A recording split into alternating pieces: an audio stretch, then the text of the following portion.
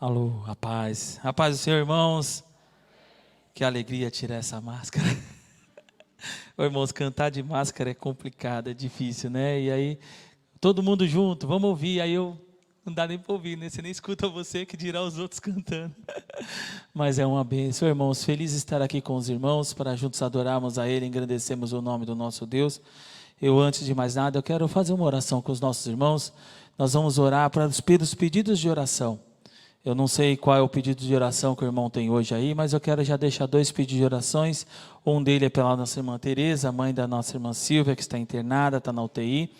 Nosso Deus é o Deus que ainda faz milagre, irmãos, mas tudo está no controle das mãos dele. Então, vamos orar por ela, vamos orar também pela Sofia, pedindo, é uma criança que ainda não anda, pedindo para que o Senhor faça um milagre. O nosso Deus não mudou, Ele ainda é o mesmo. Se você tem um pedido de oração, irmão, coloque aí diante do Senhor nosso Deus, e sabemos que o nosso Deus tem cuidado de nós, amém? Vamos orar? Senhor nosso Deus e Pai, nesta hora, Jesus, nós te louvamos, te adoramos e agradecemos, ó Deus, por essa oportunidade na qual o Senhor tem nos dado, Senhor, de estarmos na tua casa, para juntos adorarmos e bendizermos o teu santo nome. Deus querido, nesta hora, Senhor, apresentamos diante de Ti a Sofia, Senhor amado, oh Deus amado, essa criança que ainda não anda, Senhor amado, sabemos, ó Deus, que Tu és o Deus do impossível, que o Senhor é o Deus, ó Pai amado, que opera milagres nas nossas vidas. Senhor amado, eu peço a Ti nesta hora, vai ao encontro dela, Senhor amado, restabeleça as forças, Pai amado, ajude, Senhor amado, essa criança para que ela possa voltar, para que ela possa andar. Ó Deus amado, eu apresento diante de Ti a irmã Tereza, Senhor amado, que está internada, Senhor. Ó Pai amado, o Senhor é o Deus de milagres, o Senhor é o Deus que não mudou, que é o mesmo, Senhor amado. Eu peço a Ti nesta hora, vá ao encontro da Tua filha, Senhor, restabeleça a saúde, ó Deus amado, ponha das Tuas mãos sobre a sua vida. É no Teu nome, Jesus, que nós te pedimos, te louvamos e agradecemos hoje e sempre. Amém. Amém? Os irmãos podem se assentar.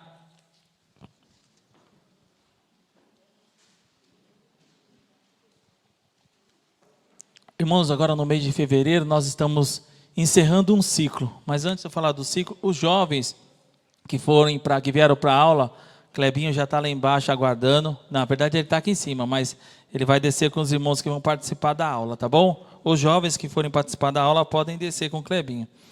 Nós estamos encerrando esse fevereiro agora, irmãos, um ciclo de pregações sobre o tema identidade e propósito. Então a gente veio ouvindo por esses dias pregações sobre esse tema. E eu quero trazer primeiro, falar um pouco o que é identidade, que é o conjunto de características que distinguem uma pessoa ou uma coisa, e por meio das quais ela é possível individualizá-la. Então, na verdade, identidade é algo único. Irmãos, uma coisa interessante é que Deus nos fez único. Ao ponto que Deus nos fez único, cada um de nós temos uma impressão digital. A nossa impressão digital é utilizada para nos identificar, porque não existe ninguém no mundo que tenha a mesma impressão digital que você. Ela é exclusiva sua. Às vezes a gente olha, acha que Deus nos trata como uma multidão. É um grupo de pessoas, é uma multidão. Quando nós falamos de igreja, nós imaginamos um montão de pessoas. Igreja sou eu. Deus olha o indivíduo, Deus não olha a multidão. Ele te conhece individualmente e sabe quais são as suas necessidades. Então, primeira parte, quando a gente fala de identidade, eu estou falando quando eu estou identificando um indivíduo, uma pessoa. Deus não nos olha como um grupo, muito pelo contrário, Ele nos olha como uma pessoa exclusiva.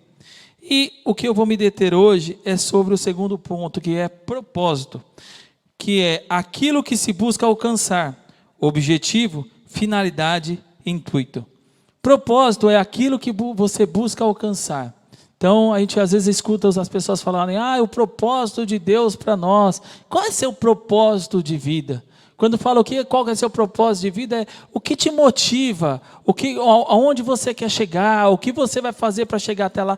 Qual é o seu propósito de vida? Eu quero ler com os irmãos, lá no livro de Romanos, capítulo de número 8, versículo de número 28, nós vamos falar um pouquinho de propósito. Romanos 8, versículo de número 28, a palavra de Deus nos diz assim, porque ele, 8:28, eu estava no 29, no capítulo 9. E diz assim: e sabemos que todas as coisas contribuem juntamente para o bem daqueles que amam a Deus, daqueles que estão chamados segundo o seu propósito. Todas as coisas cooperam para o bem daqueles que amam a Deus. Nós já temos falado há alguns dias, o pastor Moisés também tem falado há alguns dias em algumas reuniões, das igrejas triunfalistas, né? Você vai conseguir, você vai conquistar, você consegue, põe Deus na parede, Ele tem que te dar. E a mensagem que a gente traz aqui é: a graça de Deus é suficiente sobre as nossas vidas, você pode receber, mas Deus não tem obrigação nenhuma de te dar. Na verdade, a gente veio meio que na contramão disso tudo, né? Isso não quer dizer que Deus não possa fazer, isso quer dizer que Ele pode fazer sim, mas Ele não tem nenhuma obrigação de fazer. Então, às vezes a gente acha assim: vai conseguir, eu vou conseguir, ou então a pessoa está enferma e fala assim: já está curada. Não, irmão, está enferma ainda. Continua orando por ela. Mas Deus vai curar. Se Deus quiser, Ele cura. Se Ele não quiser, Ele não cura. E tudo isso é para a glória de Deus. A vida cristã, ela se assemelha a um mecanismo de relógio. Eu quero usar essa ilustração para os irmãos. Não sei se quando criança, ou se você já fez isso, ou quando criança, às vezes a gente derruba, é que agora não tem mais o despertador, né? Antigamente tinha aquele despertador grandão, que você dava a corda atrás dele, e aí, quando esse despertador caía no chão, muitas vezes ele soltava a frente dele. E era possível você ver as engrenagens do relógio. Quantos já viram a engrenagem do relógio como funciona? A engrenagem do relógio são várias engrenagenzinhas que funcionam uma movimentando a outra. E como é que elas fazem para se movimentar? Geralmente tem uma que está no sentido anti-horário e na outra no sentido horário. É como se fosse um carrinho à fricção, que você puxa ele para ele pegar a corda e quando você solta ele sai correndo. É mais ou menos igual a isso. Quando a gente olha esse relógio, o mecanismo dele, tem uma mola mestra para controlar todas as suas engrenagens. Quando recebe corda, embora a engrenagem gire no sentido horário e a outra em sentido anti-horário, todas trabalham juntas para manter os ponteiros em torno do mostrador, precisamente na velocidade certa. Muitas engrenagens parecem trabalhar umas contra as outras, mas todas trabalham juntas com o mesmo propósito de mostrar o tempo exato. Se nós olharmos a engrenagem do relógio, vamos perceber que algumas estão girando para a esquerda e outras estão girando para a direita. E aí você fala: como é que isso pode dar certo? Teoricamente, para você ir para o mesmo, conseguir atingir o mesmo objetivo, tudo tem que seguir o mesmo fluxo. Mas exatamente ao contrário. Se você fizer com a sua mão mesmo, você vai perceber que para você rodar a engrenagem para a direita, a outra tem que rodar para a esquerda. Se você rodar essa para a direita, a outra vai rodar para a esquerda. Ela funciona igualzinho. Então, para o relógio funcionar, uma precisa estar em oposição à outra. E aí, quando nós falamos que todas as coisas contribuem para o bem daqueles que amam a Deus, daqueles que são chamados segundo o seu propósito, nós estamos falando de todas as coisas. E quando muitas engrenagens parecem trabalhar umas contra as outras, mas todas têm o mesmo propósito. Irmão, isso é uma alegoria das nossas vidas. Quando nós falamos que todas as coisas cooperam, eu estou falando de coisas boas e coisas ruins. Às vezes a gente acha que a nossa vida cristã tem que ser de coisas boas. Irmãos, vão ter coisas boas. Claro que vão ter coisas boas, mas muitas coisas ruins virão sobre as nossas vidas. Algumas engrenagens nas nossas vidas giram em sentido horário, outras em sentido anti-horário. As que giram em sentido horário, provém esperança de que os fatos que ocorrem em suas vidas, dirigidos pela providência de Deus, são bons para eles. Mas outros atos, providência de Deus, parecem correr no sentido contrário, ou seja, são contra.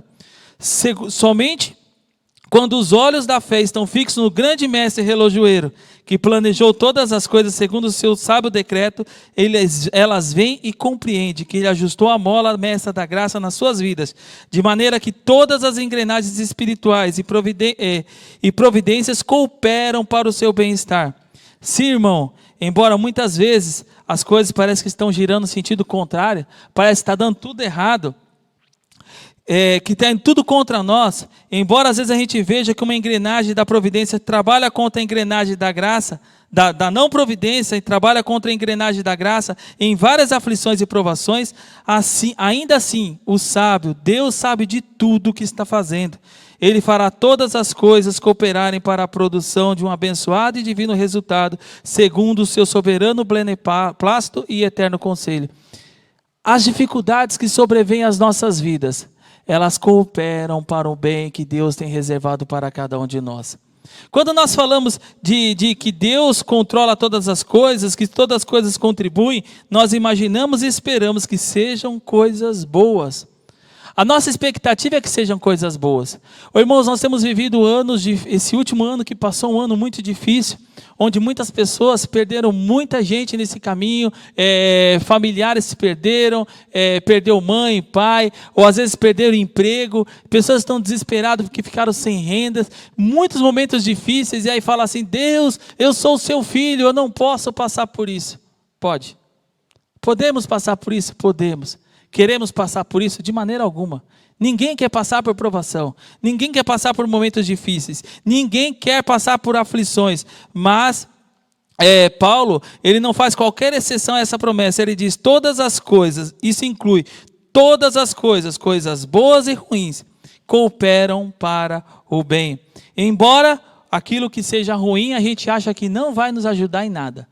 Aquilo que é difícil, fala: Deus me livre, não quero passar por isso não, mas essas coisas incluem para que nós possamos encontrar o bem. As melhores coisas, incluindo os atributos e as obras de Deus, as promessas e as providências do Pai, a obra e a pessoa do Filho, a graça e a obra do Espírito, o eterno pacto da graça com todos os benefícios da salvação que o acompanham, e as divinas ordenanças, como palavra, o sacramento, a oração e a comunhão dos santos, todas cooperam para o bem verdadeiro. Se você é um daqueles que verdadeiramente ama a Deus e das Escrituras, até mesmo as piores coisas, o pecado, Satanás, enfermidades, tentações, aflições, perseguições, cooperam para o bem e para a glória de Deus. Irmãos, aquilo que é bom é fácil aceitar, mas aquilo que é ruim não é bom de aceitar. Quando eu falo eu vou me deter hoje somente nas aflições. A Bíblia nos fala que as aflições do tempo presente não são para ser comparadas com a glória que em nós será revelada. Todavia, quando as dificuldades vêm sobre as nossas vidas, nós tentamos desistir ou falar: não quero você. Sem dúvida, alguns de nós dirão: é fácil compreender que as coisas boas cooperam para o bem, e eu sei que as coisas ruins devem começar para o bem, o bem-estar espiritual do povo de Deus. Mas como a aflição e até mesmo o pecado pode cooperar para o bem, para o meu bem, isso eu não consigo entender. Ninguém naturalmente gosta de aflições. Aflições podem ser muito pesadas e difíceis de suportar. Se o pecado é a cabeça da serpente, escreveu Ralph Skinny, a aflição é a sua cauda. E mais, caro irmão, não é certo que a aflição também serve como um remédio para você nas mãos do grande mestre, médico Jesus Cristo. Irmãos, os remédios, geralmente eles são ruins, geralmente eles são amargos, mas eles trazem benefício. Quantos aqui já tomaram chá de boldo? Às vezes você está com problema no estômago, né? Não tem jeito, não tem o que faz. Você toma aquele chá ruim que só o Senhor dá glória, e aí você fica bom do estômago. Aí você fala: por que fica bom? É porque o chá é ruim? Não, irmãos, é o efeito do chá. Existem coisas nas nossas vidas que parecem ser ruins, parece que é para nos prejudicar, mas na verdade é para nos sarar, é para tratar as nossas feridas, é para cuidar de nós. Irmãos, como seria bom se tudo na vida fosse só coisas fáceis? Às vezes a gente está vivendo um momento na vida que parece estar indo tudo tão bem, você fica até com medo, né? Fala: ai meu Deus do céu, está indo tudo tão bem, será que vai vir uma aprovação aí? Será que vem alguma coisa aí? Irmãos, e às vezes você está passando por um momento tão difícil, e você fala: meu Deus do céu, como é que eu passo? Por que Deus faz eu passar isso? Deus não gosta de mim. E aí você vem aqui, escuta aquelas mensagens triunfalistas falando: olha, se você está passando por isso é que tem pecado. Olha, se você faz isso é porque Deus não se agrada de você. O nosso amigo Jó, irmão Jó, viveu isso. Ele estava fazendo tudo certinho e foram lá os seus melhores amigos e dizendo: Jó, você fez alguma coisa de errado. Jó, você está em pecado. Jó, você fez alguma coisa. Por isso que Deus não te escuta. Por isso que você está passando por provação. E quantos de nós não ouvimos isso? Às vezes até dentro de casa, né? Às vezes o pessoal fala assim: quando você não ia na igreja era bem melhor, né? Você passava a mesma provação e parece que agora só piora as coisas. Mas Deus cuida de nós. E aí eu quero falar com vocês um pouco de aflição. Primeiro, através da aflição, o Senhor, através da aflição, não nos humilha profundamente. Quando a gente passa por aflição, irmão, a gente se sente humilhado, a gente se sente angustiado, triste muitas vezes, mostrando, e Deus usa a aflição para nos mostrar quem nós somos e o que de fato existe dentro de nós. Nada além de pecado e corrupção. Nós não temos nada, irmãos, a não ser pecado e corrupção.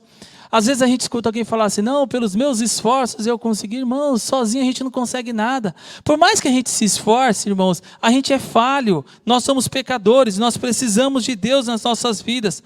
A aflição não só faz o verdadeiro crente se humilhar diante de Deus, mas o conserva humilde. A aflição faz secar o reservatório do combustível que alimenta o seu orgulho. Um crente aflito é semelhante a uma árvore carregada de frutos. E a árvore que mais se dobra ao chão é frequentemente a que está mais cheia de fruto.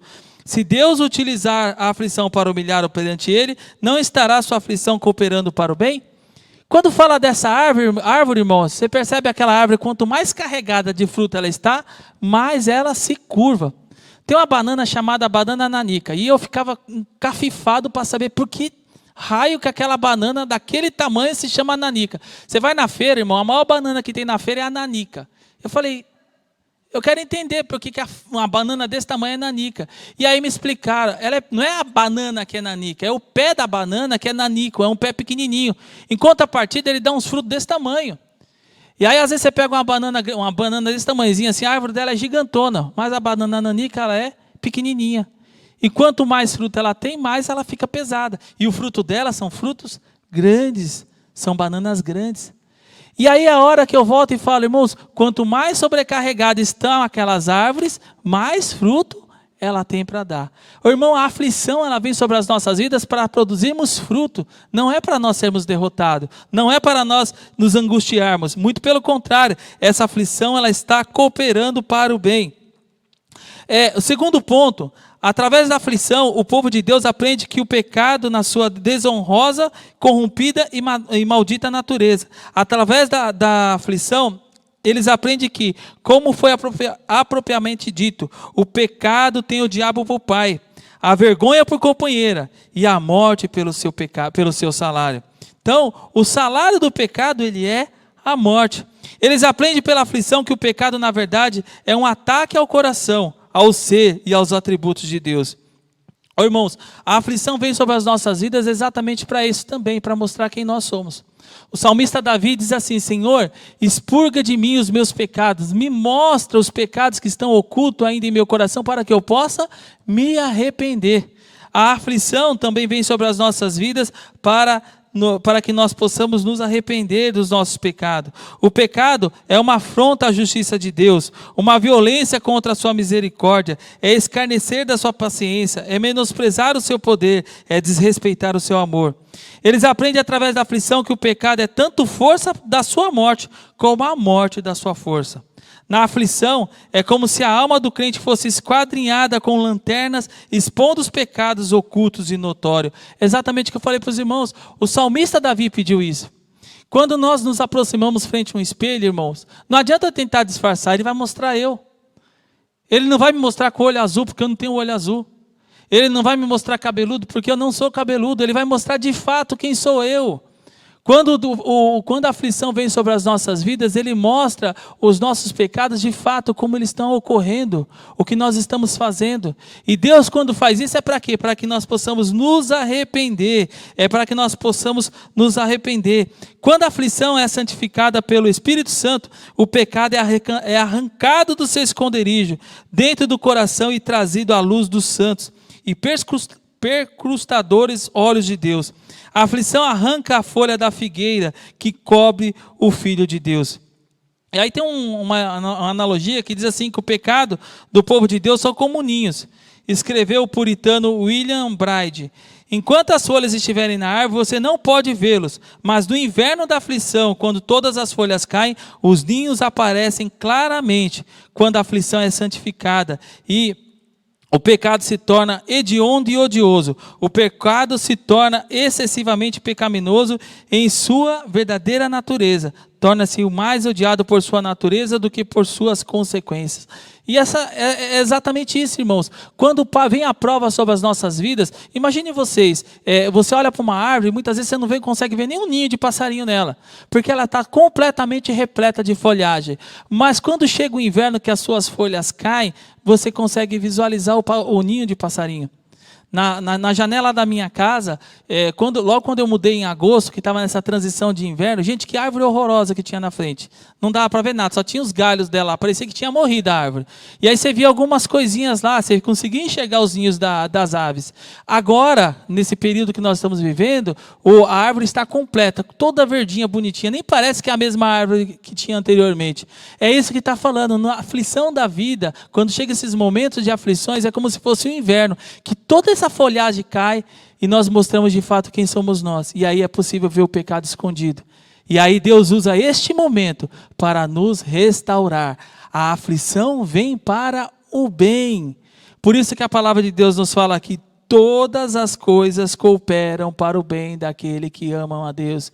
Todas as coisas. Esses momentos de aflições também nos servem para mostrar a nós mesmos quem nós somos. Às vezes a gente fala assim, não, preciso mostrar para Deus quem eu sou. Irmão, Deus sabe quem você é. Você que não sabe quem você é. No momento de aflição, no momento de angústia, no momento de desespero, é a hora que você começa a se enxergar no momento dessas aflições. E a Bíblia nos fala que no momento de aflição, Deus usa a aflição para quê? Para nos mostrar os nossos pecados, para que nós possamos nos arrepender e produzir bons frutos. E o Espírito Santo usa a aflição como um remédio para acabar com a enfermidade mortal do pecado nos filhos de Deus, fazendo-os produzir frutos saudáveis e piedosos. Irmãos, o pecado nos afasta de Deus. Às vezes fala assim, irmãos, eu não vivo mais em pecado, mas puxa vida, irmãos, às vezes eu dou uma escorregada aqui, eu dou uma escorregada ali.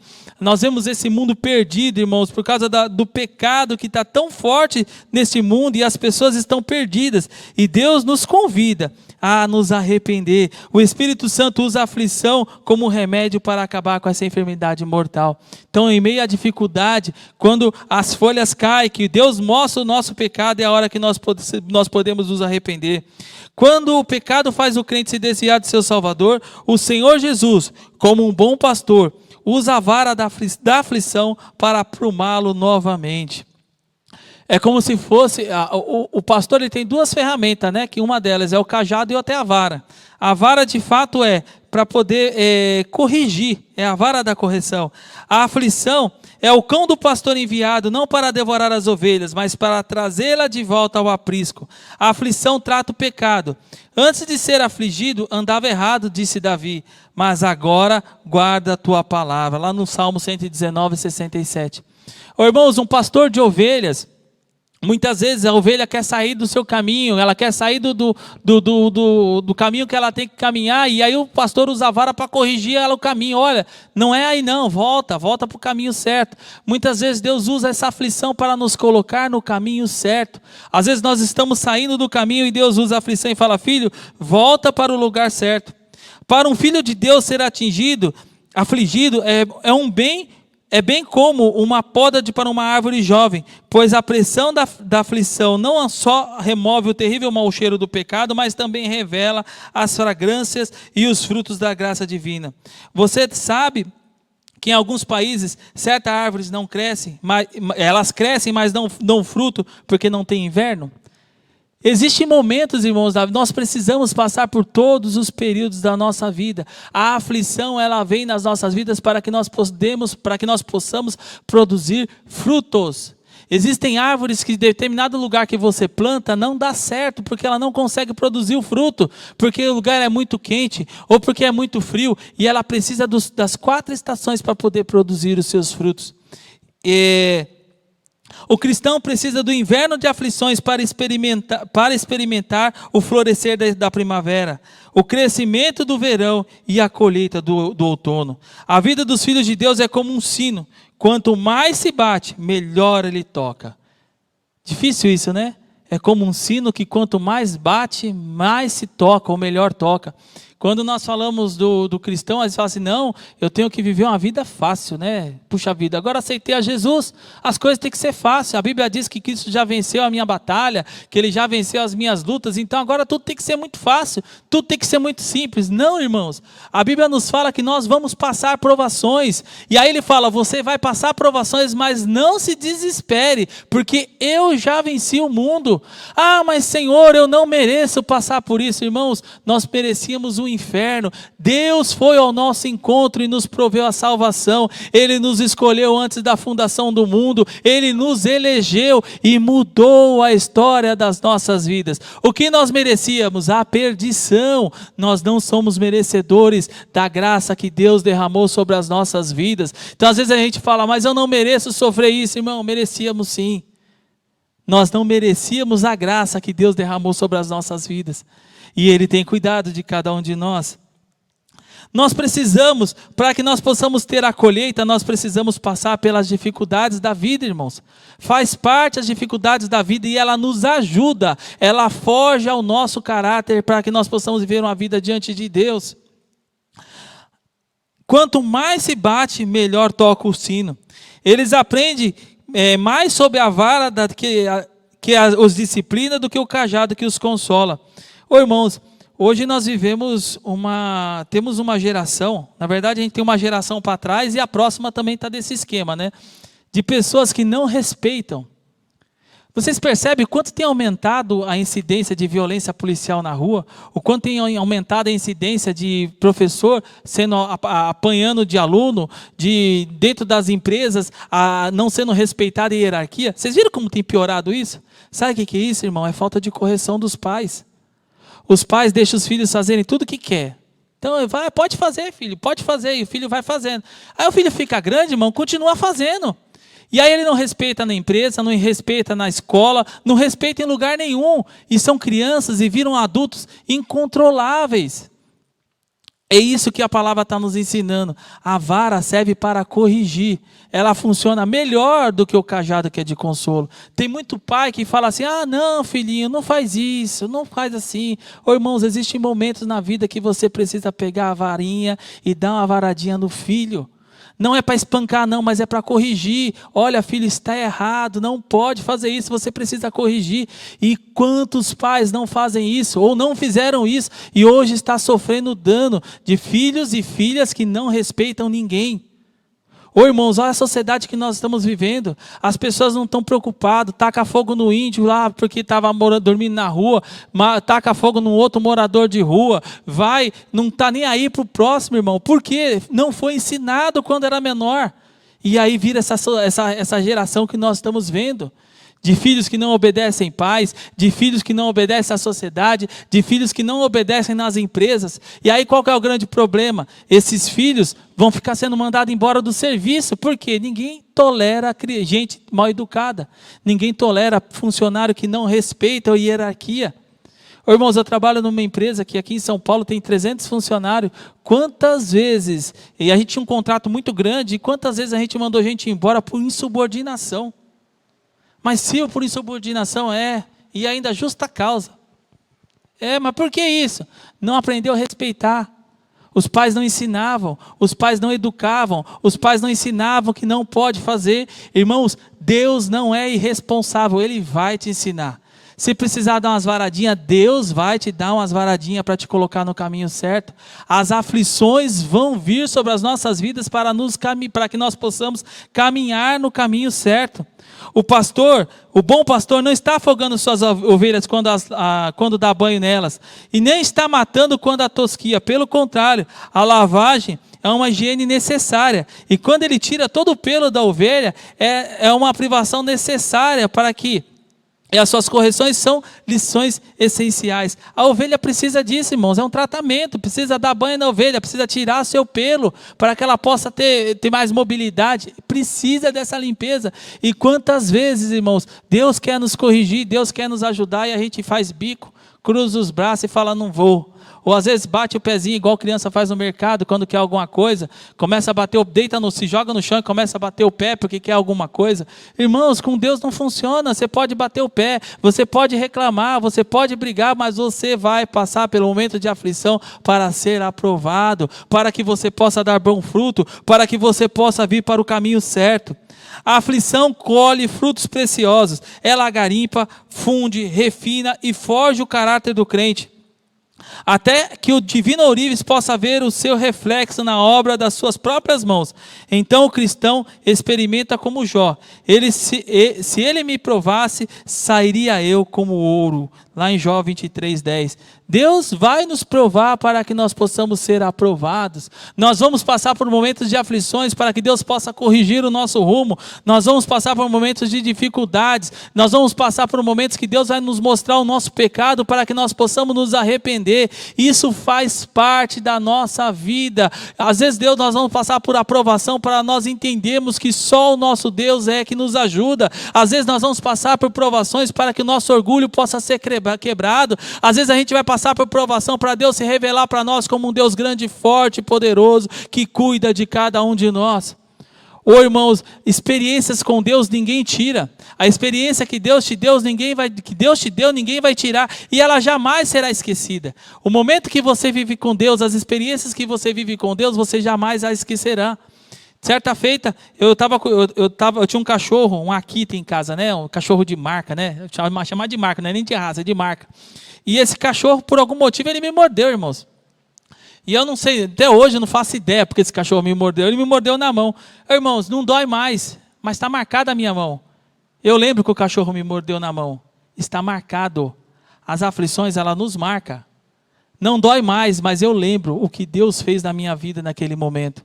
Eu lembro o que Deus realizou na minha vida naquele momento. Se você olhar para trás hoje, você consegue ver o momento que Deus marcou sua vida? Você consegue ver o momento que Deus foi ao seu encontro? Você consegue ver o momento que Deus foi lá e mudou a história da sua vida? Você consegue perceber o quanto Deus tem cuidado de cada um de nós? Ô irmãos, todas as coisas cooperam para o bem das coisas que Deus tem para nós. Todas as coisas cooperam para o bem.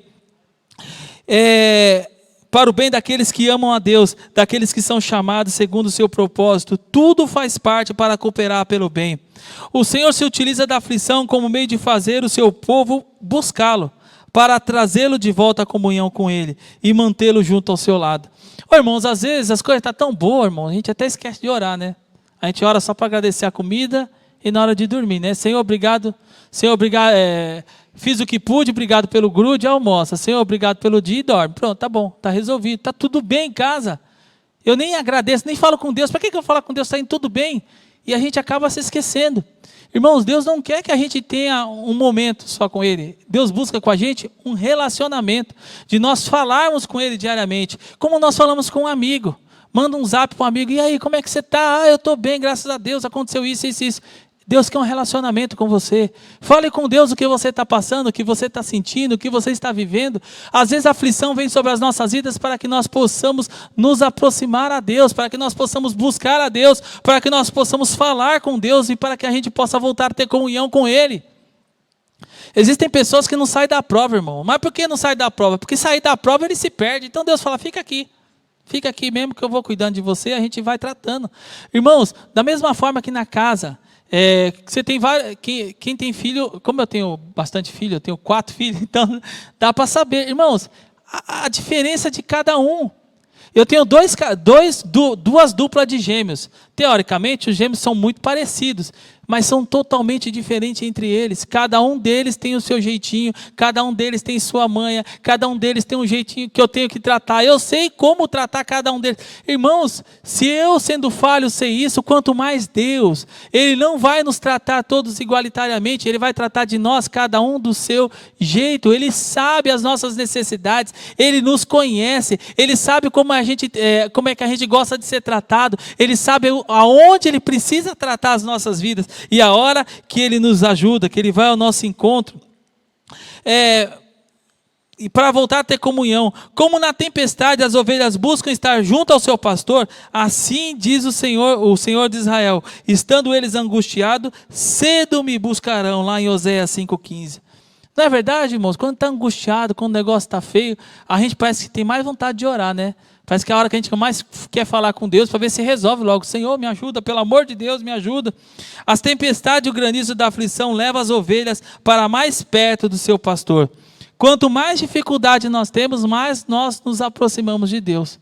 E parece que quanto mais as coisas estão mais fáceis, mais a gente vai nos afastando de Deus. E fala assim, não, Deus se afastou de mim. Não, irmão, Deus não se afastou, Deus sempre está perto de nós. Muitas vezes nós nos afastamos, deixamos de ter comunhão com Ele, deixamos de falar com Ele, deixamos de buscar a face de Deus. Nesta manhã, irmãos, eu te convido, você que está passando por aflição, fale com Deus, ore, fale ao nosso Deus, busque relacionamento com Ele, Ele vai te ajudar. Você que hoje está passando com a vida, está até tranquila, você fala, meu Deus, me dá até medo. Ore, agradeça a Deus, fale com Deus, busque ao nosso Senhor. Filhos de Deus, isso não é suficiente para convencê-los que a aflição é para o bem, que nada de bom ou necessário faltará a vocês, tanto temporal como espiritual. Ainda que o vento da aflição seja contrário à sua carne, Deus se agrada em usá-lo para conduzir você ao céu. As suas aflições são sob medida para ajustarem-se com a precisão divina, e você durante todo o caminho para a glória, em tudo, até mesmo nas aflições, dai graça, porque esta é a vontade de Deus em Cristo Jesus para convosco. Mesmo em meio às dificuldades, dei graças a Deus. Irmãos, para cumprir o propósito de Deus na sua vida, você passa por aflições. Para cumprir o propósito de Deus nas suas vidas, as bênçãos do Senhor vêm sobre a sua vida.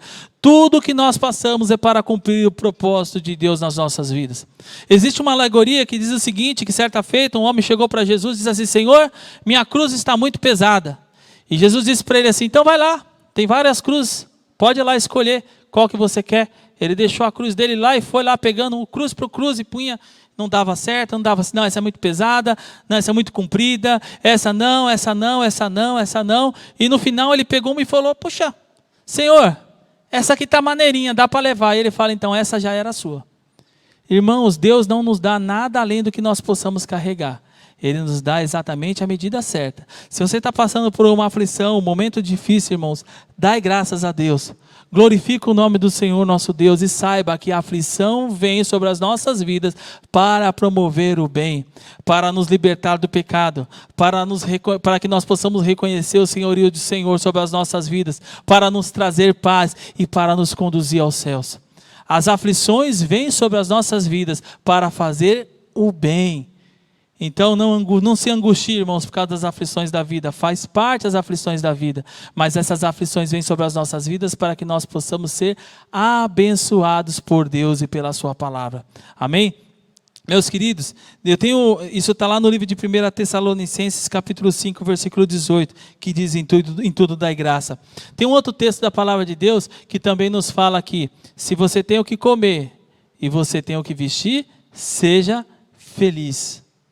E aí a gente fala assim, mas Senhor, e aquela mensagem que o Senhor vai me dar na terra 100 vezes mais, aquelas mensagens que eu escuto, que Deus vai me dar casa, que Deus vai me dar carro, que Deus vai me dar isso, vai me dar aquilo, irmãos, Deus pode te dar, mas Ele não te prometeu nada disso, Ele te prometeu a salvação. E Ele disse que no mundo nós passaríamos por dificuldades, todavia Ele estaria conosco. E nos fala que Ele nos daria paz. Essa é a promessa de Deus para com as nossas vidas. Mas Deus pode me dar carro, casa? Pode te dar carro, pode te dar casa. Mas Ele diz para nós assim, se você tem o que comer e tem o que vestir, seja agradecido. Difícil essa palavra, né? Ser agradecido porque tem o que comer e o que vestir.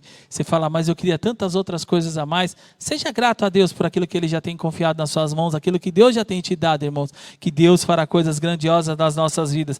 Deus fará coisas grandiosas na sua vida. A aflição, ela vem sobre as nossas vidas para forjar as nossas vidas. A ilustração que fala do sino, quanto mais bate, quanto mais força bater o sino, melhor é o seu som. Essa é uma realidade nas nossas nossas vidas, irmãos. Nós precisamos ter as nossas vidas transformadas. E Deus usa esses momentos de dificuldade para moldar as nossas vidas. Para tirar as arestas dos nossos corações. Para tirar essas dificuldades que muitas vezes nos afastam de Deus e nos deixarmos mais próximos a Ele. Às vezes a gente escuta e fala assim, não, eu vou jejuar porque quando eu jejuo, Deus fica mais sensível, né? Vocês já ouviram isso? Não, irmão, ora, jejua porque aí Deus vai te ouvir, porque Ele fica mais perto de você. Não, irmãos, o jejum não é para Deus, é para mim. Eu estou mortificando a minha carne. Eu não estou deixando Deus sensibilizado porque eu não tomei café de manhã, irmãos. Ah, não, Deus vai se sensibilizar porque eu estou sem tomar café até agora, já são quase 1h da tarde e eu vou entregar o meu jejum agora, Deus vai se sensibilizar com isso. Não, irmãos, o jejum é para mim, é para mortificar a minha carne, é para reconhecer o quanto eu sou pequeno, é para reconhecer o quanto eu dependo de Deus, é para eu reconhecer que eu nada sou sem o meu Deus que cuida de mim em todos os momentos das nossas vidas, que Ele está ao nosso lado para nos ajudar e nos ajudar a passar pelos momentos difíceis. Lá no Salmo 23, irmãos, tem um texto que diz assim, que ainda que passe pelo vale da sombra da morte, Deus estará conosco ao nosso lado. E quantos irmãos não têm passado pelo vale da sombra da morte? A Bíblia fala, se passar, Deus vai estar com você. Ô irmão, se a sua dificuldade é quase o vale da sombra da morte, fique tranquilo, Deus está com você. Mas Silvio, eu não vou sair do vale. Não, irmão, não vai sair do vale. Deus vai com você no vale. Eu estava ouvindo um hino agora que estava vindo agora, e aí ele falava de Sadraque, Mesaque e Abednego, que dizia o seguinte, olha, Deus podia ter livrado esses 3 homens, irmãos, antes de entrar na fornalha de fogo, mas Deus não os livrou antes de entrar na fornalha, Deus os livrou dentro da fornalha, porque Deus queria fazer algo muito maior, e a Bíblia diz que quando o rei que mandou jogar esses homens na fornalha, olhou para dentro e viu um 4º homem com ele, ficou desesperado dizendo, ué, não mandamos apenas 3? É verdade, mandamos apenas 3, mas hoje eu vejo 4 homens lá dentro, e um que parece filho dos deuses. E aí mandou sair aqueles homens para fora e disse que aquele rei se ajoelhou e reconheceu que somente o nosso Deus é Deus. Ô irmãos, muitas vezes Deus usa a aflição para mostrar para nós o quanto Ele é grande nas nossas vidas. Muitas vezes Deus usa a aflição, irmãos, para mostrar para mim e para você que Ele cuida de nós. Muitas vezes Deus usa a aflição para mostrar para nós a cada dia o quanto Ele nos ama, o quanto Ele cuida de nós. Eu não canso de dizer que quando eu era mais novo, a gente passava muita dificuldade financeira em casa, irmãos. E quantas vezes, irmãos, não tinham o que comer no dia seguinte. E eu me lembro, irmãos, nem crente a gente era, irmãos. Eles falam assim, não, é porque é crente. Não, irmão, nem crente a gente era ainda. A gente só ouvia falar dos crentes, mas nem crente a gente era. E a minha mãe falava assim, e na noite minha mãe falou assim, amanhã não tem nada. E eu sabia que não tinha nada, ficava eu e ela só, né, irmãos? Eu era o companheiro das aflições da minha mãe. Então, estava eu e ela lá e não tinha nada. E aí ela falava assim, Silvio, amanhã não tem nada. E aí eu olhava e falava, é verdade, não tem nada amanhã. Estava tudo vazio as panelas, irmão. E eu orei com ela, falei com Deus junto com ela. E depois fomos dormir, irmãos. E de manhã cedo, domingo de manhã, irmãos, eram as 8 e pouco da manhã, começaram a gritar na porta que estavam vendendo cesta básica fiada. Então à noite não tinha nada. De manhã tinha 2 cestas básicas na minha casa com bolacha e tudo para os filhos comer. Por quê? Porque Deus cuida de nós em todos os momentos. É na aflição, é na dificuldade, irmãos. Às vezes a gente fala, Deus não me ama porque eu estou passando por aflição. Não, irmãos, Deus te ama, por isso que Ele te colocou na aflição, para que você possa ser transformado, para que você possa ser restaurado, para que você possa viver experiências com Ele, para que Ele possa te mostrar o quanto Ele é grande na sua vida e quanto Ele pode fazer na sua vida, irmão. Deus não prometeu riquezas, Deus nos prometeu uma vida de paz, de alegria, de conforto, de consolo. O que diferencia nós do mundo, irmão, que nós temos um Deus que nos conforta, um Deus que nos consola, um Deus que nos ajuda, um Deus que nos dá paz em meio à provação do deserto, Ele nos dá paz. E fala, filho, pode continuar caminhando que tudo vai dar certo. Mas Silvio morreu, deu certo, irmão, era o propósito de Deus, Deus sabe o que faz. Às vezes a gente não quer perder, essa dor da perda é muito grande, a gente não quer perder, a gente quer ganhar, e às vezes a gente perde e fala, mas Deus saiu do controle. Não, ainda está no controle de Deus todas as coisas. Meus irmãos, eu usei bastante a alegoria da árvore hoje. A Bíblia nos fala que não cai uma folha da árvore sem que Deus saiba, sem que Deus aprove, irmãos. Nesse período de troca de folha de árvore, irmãos, você tem ideia de quantas folhas de árvore caem, irmãos? E Deus tem o controle de tudo. Deus controla todas as coisas. Que dirá nós, irmãos? A gente achar que Deus caiu alguma coisa do controle dele? Não caiu, irmãos. Nada caiu, nada foge do controle de Deus. E nesta manhã, irmãos, eu quero te convidar. Confie em Deus. O propósito de Deus na sua vida não falhou e não falhará. As aflições dessa vida, ela vem para nos ajudar na caminhada, para que possamos alcançar. Aleluias. Ela nos ajuda. A Bíblia nos fala que aquele que começou a boa obra a aperfeiçoará até aquele grande dia. E nesta manhã, irmãos, eu te convido. Vamos acreditar naquele que começou essa boa obra, que vai nos ajudar até o fim dos dias. Ele está nos preparando, irmãos, e Ele vai nos levar para morar com Ele nos céus. Amém? Meus queridos irmãos, por esses dias agora, a gente tem vivido momentos muito difíceis, irmãos. Independente do partido político que você goste ou desgoste, não quero falar de política não, eu quero falar um pouco de saúde. Irmãos, em 11 meses de pandemia, nós tivemos no Brasil 200 mil mortes. Se eu dividir 200 mil mortes por 11, que são 11 meses, vai dar aproximadamente 18.180 mortes por mês. 11 meses de pandemia. Atingimos 200 mil mortes no dia 7 de janeiro. Hoje, nós temos 254 mil mortes. Se nós dividirmos do dia 7 de janeiro até hoje, são 50 dias aproximadamente.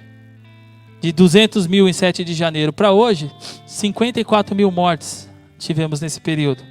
Se dividirmos por 50, vamos fazer a conta redonda, 50 mil mortes, dividido por 50 dias, que é o que teve, dá um total de 1.000 mortes por dia. Se eu multiplicar por 30, para ter o mesmo número da medição para trás, dá 30 mil mortes. Até janeiro tivemos uma média de 18 mil mortes. Nos últimos 30 dias, tivemos uma média de 30 mil mortes. Às vezes a gente olha e acha que a pandemia já acabou. Irmão, não acabou. A gente está numa esperança. Ela está acabando. Já tem vacinas. Algumas vacinas sendo aplicadas. Tudo no Brasil, um ritmo muito lento ainda, irmãos. Eu estava olhando nos Estados Unidos, foram vacinados no último dia lá 2 milhões de pessoas. Então, por dia estão vacinando 1 milhão, 1,5 milhão. Agora 2 milhões de pessoas. No Brasil, chegamos a uma marca de 10 milhões agora. E já tem um tempão que está vacinando. Sabe Deus quando vai chegar a nossa vez de ser vacinado, irmão? Oh, meus queridos irmãos, se cuide, irmãos. Lave as mãos. Passa álcool. Use a máscara. Nas periferias a gente anda, irmãos. Você vê nos bairros, as pessoas sem máscaras. As pessoas não se preocupando.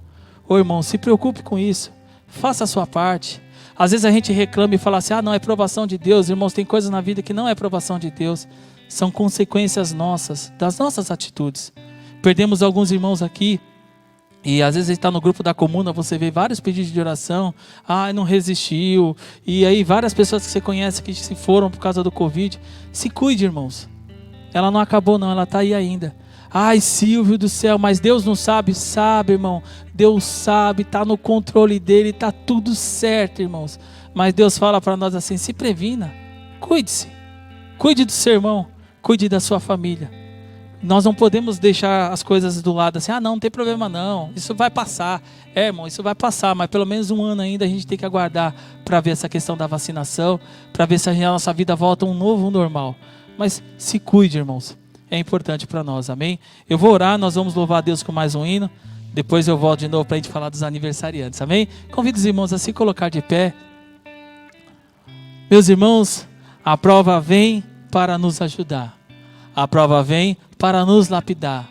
A prova vem para nos deixar mais brilhoso. Quantos de nós às vezes temos uma joia? Irmãs, às vezes as irmãs têm uma joia. Eu tenho uma aliança. E aí você vê aquela aliança tá feia, né? Tá sem cor. Aí você pega um polidor, né? Agora nem usa mais aqueles polidor, acho poliflor, não é poliflor não, tinha uns polidor de joias. Às vezes ela não tem brilho mais, aí você passa aquele polidor nela, aí passa uma flanela, aí quando você olha assim para ela, volta aquele brilho e você fala, nossa, como ela era bonita. Já tinha até esquecido como era bonita essa peça. Ela ficou bonita depois que eu listrei ela. Ou às vezes vão na casa dos antigos, né, irmão? Vira e mexe, você vai na casa do pessoal, geralmente mineiro é assim, né? Na casa dele, em determinado lugar, tem aquele troféu de panelas, né? Que é aquele monte de panela, assim, a panela tá até toda amassada, assim, mas a panela brilha, assim, de longe, você olha assim, aquela panela até brilha, você fala assim, nossa, que limpa que tá essa panela, dá até para ver meu rosto nela. É isso, irmãos. E para aquele momento, para conseguir ter a panela daquele jeito, é esfregado, é lustrado, é passado produto de limpeza, é passado bombril, é passado uma palha, é esforçado para quê? Para que ela fique brilhante. Da mesma forma é nas nossas vidas. Deus vai nos limpando para que nós possamos estar brilhantes. Deus vai nos limpando para que a gente possa estar limpos diante dele, amém? Vamos orar. Senhor nosso Deus e Pai, nesta hora, Jesus, nós te louvamos, te adoramos e agradecemos, ó Deus, pelo teu amor, ó Pai amado, para com as nossas vidas. Te agradecemos, ó Deus, por tudo quanto o Senhor já tem realizado em nossas vidas, Senhor. Eu peço a Ti, ó Pai amado, em favor de cada um dos Teus filhos, ó Pai, que tem passado por momentos de dificuldades, ó Pai amado, em meio a essa pandemia.